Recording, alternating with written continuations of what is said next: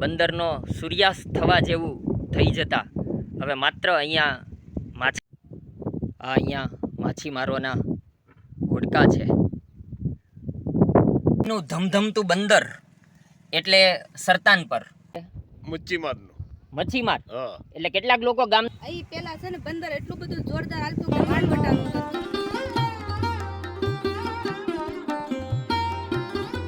હવે કોઈ ઉપયોગ નથી. આ બધો માલ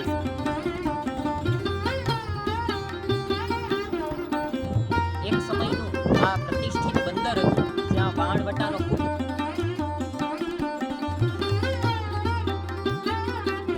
નમસ્કાર મિત્રો. એક સમયનું ધમધમતું બંદર એટલે સરતાન પર અને આ સરતાન પર ગામ વિશે કંઈ કામ કરવાના હેતુથી આવવાનું થયું છે. અત્યારે એટલી માઠી દશામાંથી પસાર થઈ રહ્યું છે તેના વિશે આપણે વાત કરીશું. આ મિત્રો જે શેત્રુંજી નદી સરતાન પર બંદર ભળે છે એ જગ્યા છે. અહીંથી નદીનો પ્રવાહ વહેતો વહેતો સમુદ્રમાં ભળી જાય છે. આ બધા જે મોટા મોટા શિપ છે કેટલા વર્ષોના વહાણા વીતી ગયા છે. હવે તેનો કોઈ ઉપયોગ નથી. એટલા માટે અહીંયા જ આ હાલતમાં વર્ષોથી લાંગરેલા છે. શિપને પણ આશા હશે કે ક્યારેક આ બંદર જો ફરી ધમધમતું થશે તો અમારી ફરી ઉપયોગિતા હશે. મારું નામ બારિયા નીતાબેન તુલસીભાઈ છે. હું અહીં સરતાન પર નિવાસી છું. અહીં પેલા છે ને બંદર એટલું બધું જોરદાર હાલતું કે વાણવટાનું ધંધો હાલતો હતો. બધા લોકોને મજૂરીયા બહાર જવું પણ ન પડતું. અહીંથી જ મજૂરી મળી રહેતી. અત્યારે બંદર હાવ ભાંગી પડેલું છે મારું. અને કેટલીક ગામની વસ્તી છે અને અત્યારે ગામની 40 થી 45,000 ની વસ્તી છે અત્યારે. હા, તો લોકોને રોજગાર નથી મળતો એટલે બહાર જવું પડતું હશે ને. બહાર જવું પડે છે. હા, જો અહીંયા બંદર ધમધમતું હોય તમારો અભ્યાસ ને બધું શું મેં ટીવાય બીએ કરેલું છે. અને તમે શું અત્યારે કરો કામકાજમાં? બસ અત્યારે જો માલ છે અને માલનું કરી છે અને થોડી ખેતી છે, ખેતીનું કરું તો છું. તમારી ઈચ્છા શું છે ગામ લોકોની? ગામ લોકોની કે અમને રોજગાર મળી રહે, કઈ મજૂરી અહીં થાય, કઈ કામ મળી રહે છે. અમારે બહાર જવું ન પડે લોકોને. બંદરનો સૂર્યાસ્ત થવા જેવું થઈ જતા હવે માત્ર અહીંયા દૂર સરતાન પર ગામ નજરે પડે છે. શેત્રુંજી નદી અહીંયા સુધી આવે છે. થી મારી બચી છે અને કેટલાક હોડકા તો એવા છે કે જે વર્ષોથી જે અહીંયા દેખાઈ રહ્યા છે 3 શિપ તેનો કોઈ જ ઉપયોગ નથી કારણ કે બંદર પડી ભાંગ્યું છે. મગનભાઈ એમ અને આ હોડકાન બધું શેનું અહીંયા પીડ્યું છે બંદર દરિયે? મચ્છીમાર. એટલે કેટલાક લોકો ગામના મચ્છીમાર સાથે જોડાયેલા છે આ વ્યવસાય સાથે? 10,000 છે. 10,000 જેટલા. તો એક સમય એવું કહેવાય છે કે આ બંદર ખૂબ ધમધમતું હતું. તમે એવું સાંભળ્યું હશે ને? તો અત્યારે બંદરનો વિકાસ જોઈએ એટલો નથી. એનું કારણ શું?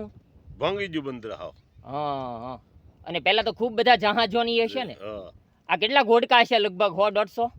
200 ની આજુબાજુ છે. ઠીક. એટલે 200 લોકો રોજ હોડકા લઈને જતા હશે? જાય ને આવે. ઠીક. અને આ શેત્રુંજી નદી ભળી જ સરતાન પર બંદર.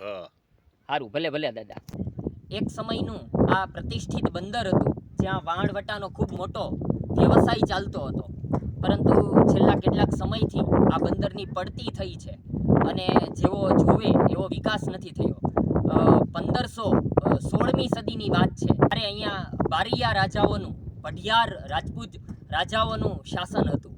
ત્યારથી શરૂ કરીને સમયના પ્રવાહમાં આ બંદર એ એવું ગરકાવ થઈ ગયું છે કે અત્યારે માઠી દશા બેઠી છે. ગામની 30-40 હજાર લોકોની વસ્તી છે. તેમાંથી 15થી 20 હજાર લોકો માછીમારીના વ્યવસાય ઉપર નભે છે. અને તમે જોઈ રહ્યા છો કે કઈ રીતે માછીમારીનો વ્યવસાય ચાલી રહ્યો છે. પરંતુ ખરેખર આ બંદરનો વિકાસ થવો જોઈએ. આ થકી સ્થાનિક લોકોને રોજગારી મળે. યુવાન દીકરા દીકરીઓ ખૂબ મહેનત કરે છે, ભણે છે, પરંતુ તેમને રોજગારીનો પ્રશ્ન છે. પરિણામે કપાસ વીણવા જેવા કામ કરવા પડે છે. બહાર ગામ જવું પડે છે રોજગારી માટે. અહીંયા સ્થાનિક રોજગારી ઊભી થવી જોઈએ અને આ બંદર ફરી ધમધમતું થાય તેવી અમારી ઈચ્છા છે.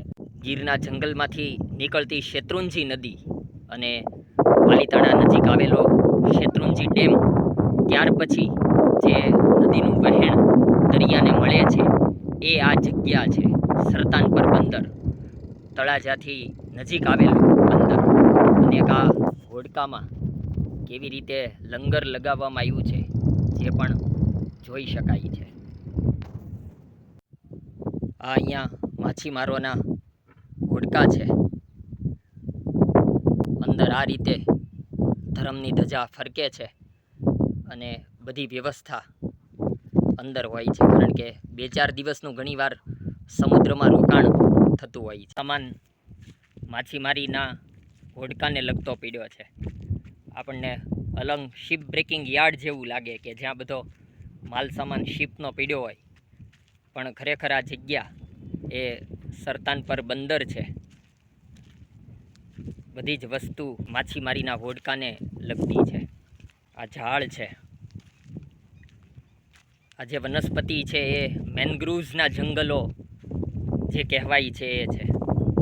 કેટલાક હોડકા હવે બિલકુલ બિનઉપયોગી છે. જેવી રીતે સરતાનપર બંદરનો સૂર્ય અસ્ત થઈ ગયો છે, આ જે મોટા મોટા શિપ દેખાય છે કેટલા વર્ષોના પુરાતનિક છે.